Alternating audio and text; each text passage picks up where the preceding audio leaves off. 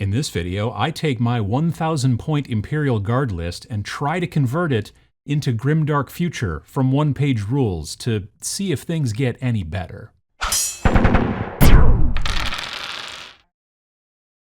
A few weeks back, I talked about the recent changes to the rules and the points in Warhammer 40,000 10th edition, an edition that had barely been out for 3 months at the time. I voiced concern about how quickly that they were drastically changing rules and points this soon into the launch, and how it was kind of killing my interest in building and playing 1,000 point lists. You can see that video here, Pachow. But all of that kind of caused me to start looking at how I was planning things going forward, and I started looking at one-page rules. If you're not familiar, One Page Rules is a quickly growing game company that produces war games in a kind of very different way from the way that Games Workshop does it. They produce army scale size and skirmish sized games in both like sci-fi and fantasy realms, and the basic rules are free to download and try out for every one of their games. If you want the more advanced rules, well, then they're $5, or you can support their Patreon and all of that and get access to everything. You know, I talked about them in my Why I Like It series a while back, Pachow, if you want to find out some more information. So I've played and enjoyed the sci-fi skirmish game that they produce, Grimdark Future Firefight, but now, since GW had kind of thrown a bit of a monkey wrench into my plans for several different 1,000 point armies, Imperial Guard, Blood Angels, Space Marines even, I kind of thought, let's take a look at Grimdark Future, the kind of sci-fi army scale game that they produce, and let's see if we can build an equivalent to the 1,000 point list that I was already considering for 10th edition. And we'll start with, the Guard. Grimdark Future is the closest to 40K that they have, so I was curious to see what the lists would end up being like, in comparison. Let me just be clear, this is not a sponsored video. Actually, I support their Patreon at the $5 a month level, so I get access to all the advanced / full versions of all of their games.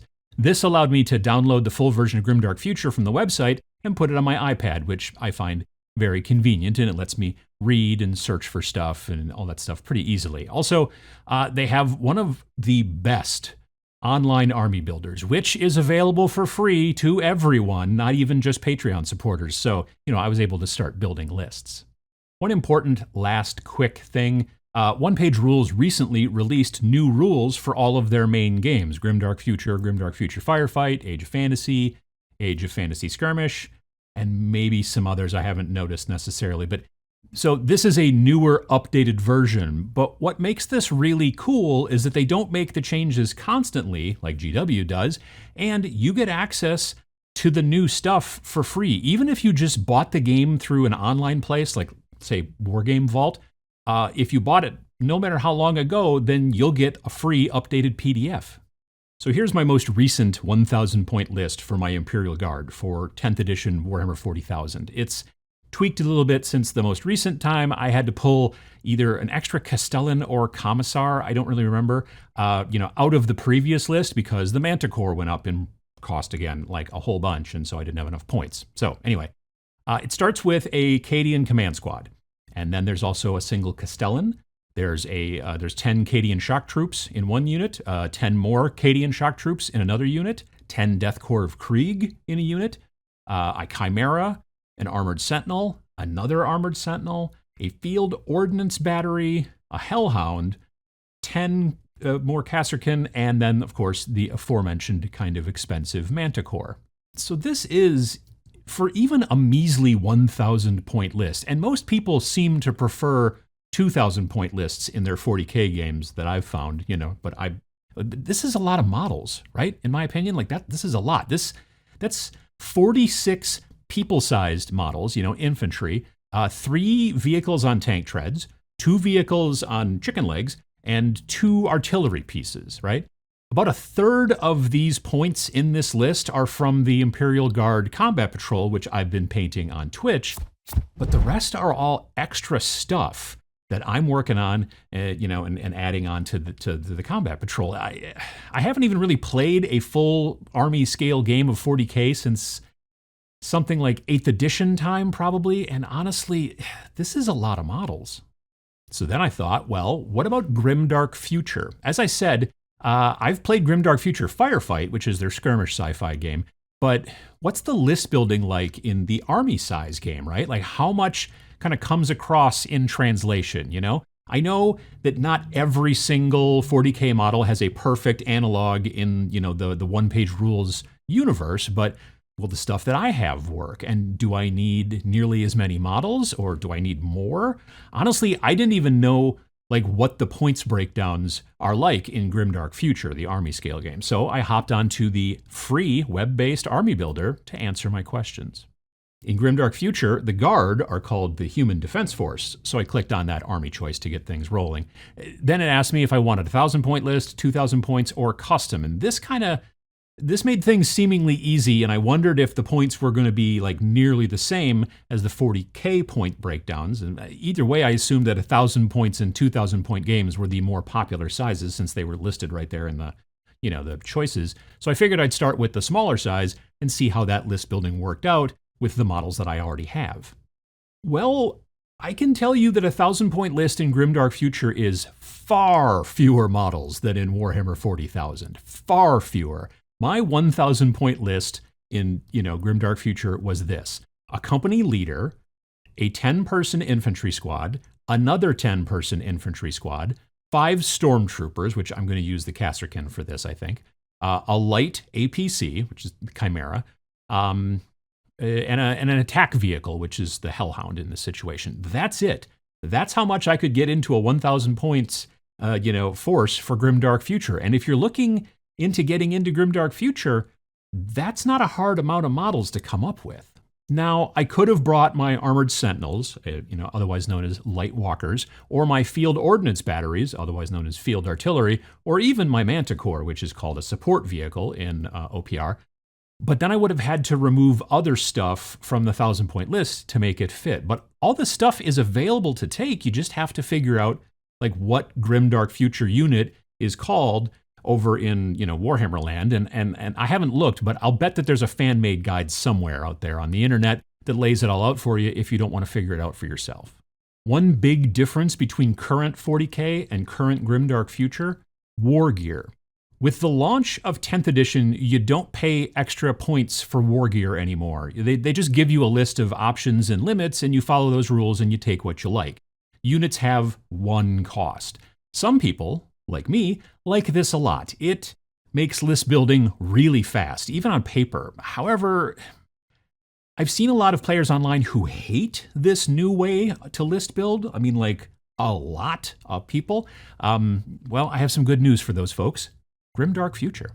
In Grimdark Future, you do get nickeled and dimed for each piece of war gear that you want to change from the base configuration. However, since you're building your list on their excellent online list builder, and I did mention how good the free list builder is, didn't I? I think I did. It's very good.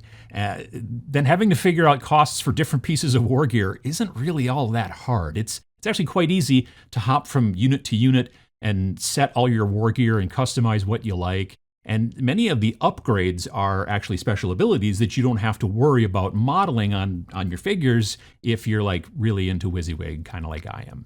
I went through and tried to build my entire 1,000 point 40K list in Grimdark Future to see how many points it was, and I only had one issue in doing so. There's no analog for the Cadian Command Squad in Grimdark Future, which is the 5 models with the kind of different loadouts and like a medic and a fancy radio operator and all that kind of stuff. That squad came in my combat patrol box, but there's nothing like that in Grimdark Future that I could find. That said, every other model in my 1,000-point army was something that I could find in the Human Defense Force list.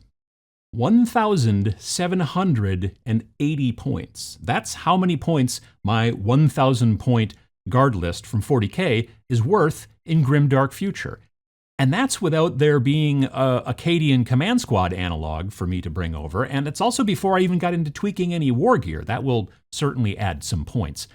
I think it's very interesting to see how points costs work in a rule set when the company that makes the rule set isn't also trying to get you to buy the models.